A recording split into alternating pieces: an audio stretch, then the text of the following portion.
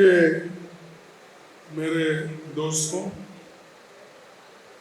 और मंच पर बैठे हुए हमारे पार्टी के सभी नेतागण, आप सभी को मालूम होगा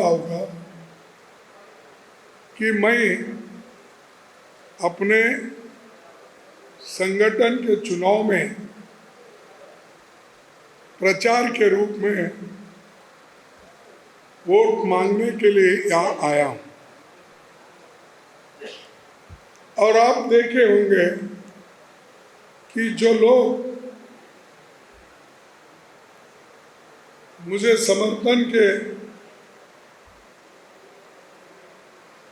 सपोर्ट करने के लिए नॉर्थ ईस्ट के सभी राज्यों के डेलीगेट्स, नेता लोग यहाँ पर हाजिर थे।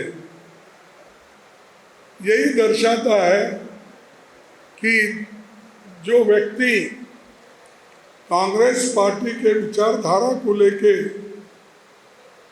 55 साल से चलता है और 50 साल से भी ज़्यादा अगर उसका लेजिस्लेटिव करियर है और संगठन में भी ब्लॉक से लेकर प्रदेश कांग्रेस के अध्यक्ष तक वर्किंग कमेटी से मेंबर के तहत और आज फिर कैंडिडेट के रूप में भी मैं यहाँ पर आया हूँ। मेरा मुख्य उद्देश्य है कि जब हमारे संगठन का चुनाव होगा उस वक्त मुझे निर्णय ये लेना होगा कि जो उदयपुर संकल्प या डिक्लेरेशंस हमने की है उसको एक एक करके लागू करने का। जिस डिक्लेरेशन में हमने चिंतन मंथन करके 3 महीने पहले 3-4 महीने पहले हमने किया है और उसमें सभी नेता इन्वॉल्व थे। जो पॉलिटिकल अफेयर्स कमेटी थी, इकोनॉमिक अफेयर्स कमेटी थी, एग्रीकल्चर कमेटी थी, सोशल जस्टिस कमेटी थी, youth and women empowerment committee थी और इन सभी ने मिलके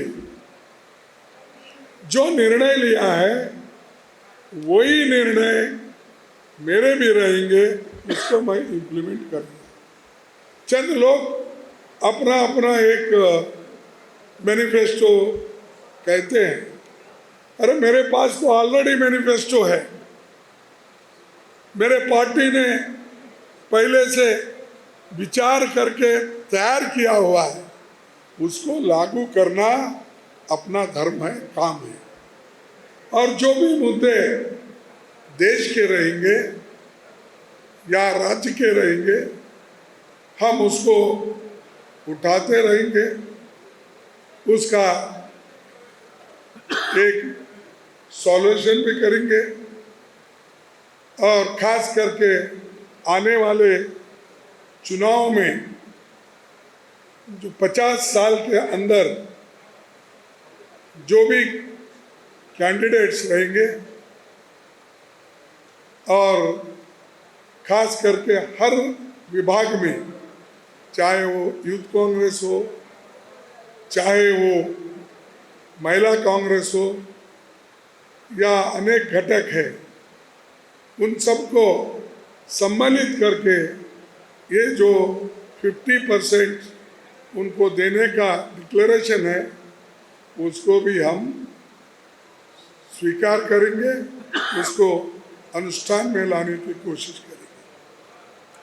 और दूसरा, जो लोग सिंसियर ऑनेस्टली काम करते हुए हैं किसी वजह से वो स्टेट पॉलिटिक्स में अटक कर एक दूसरे से अनबन में जो लोग गए हैं या उनकी जाने की इच्छा नहीं है फिर भी खामोश बैठे हैं, उनको भी हम बुलाएंगे, बात करेंगे और जो कुछ अच्छा काम उनसे हम ले सकते हैं वो भी हम करेंगे। उसके अलावा ये चुनाव इम्पोर्टेंट क्यों है, क्यों मैं लड़ रहा हूं? क्योंकि एक तरफ सोनिया गांधी जी उन्होंने कहा हमारे फैमिली से nobody will contest. Delegates are there. They are elected delegates. Let them decide. I don't want to interfere in that.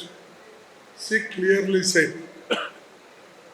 When she said clearly, तब हमारे सीनियर लीडर्स, हमारे कार्यकर्ता और हर स्टेट से मुझे फोन आने लगे कि आप चुनाव लड़ना चाहिए।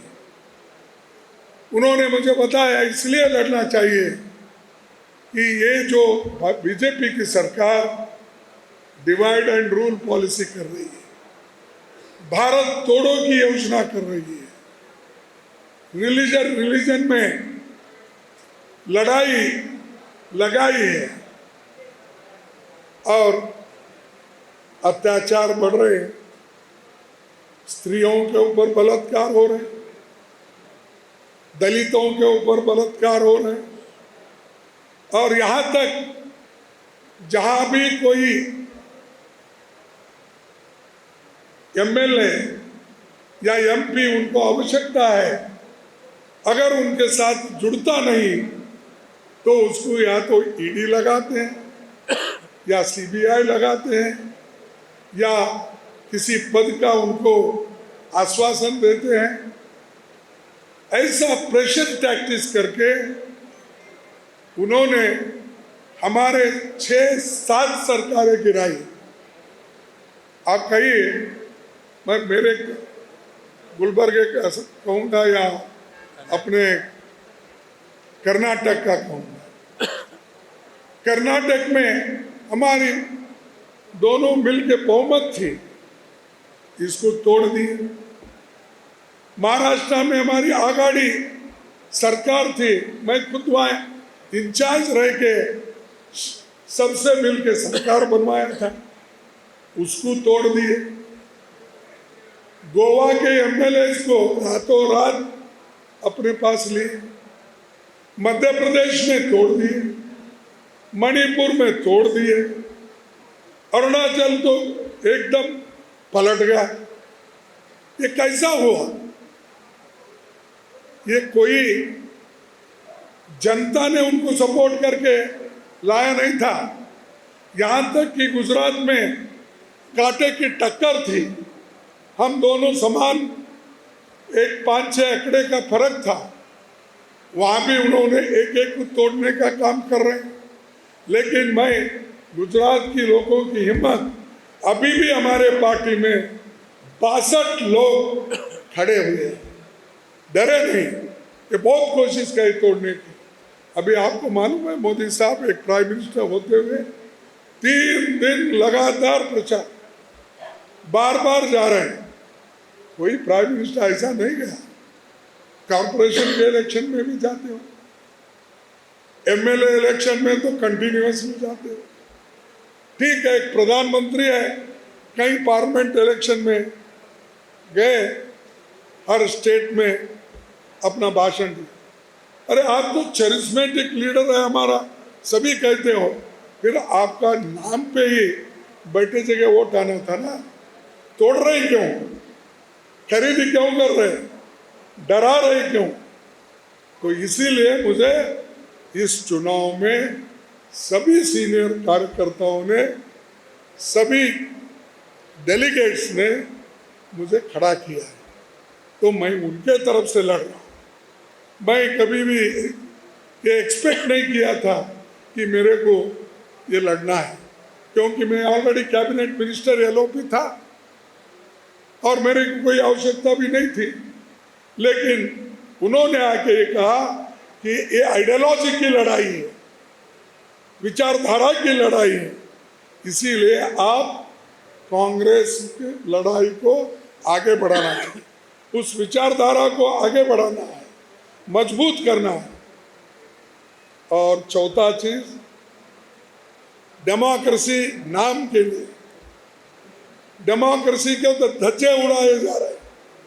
मैं उदाहरण तो आपके सामने दिया।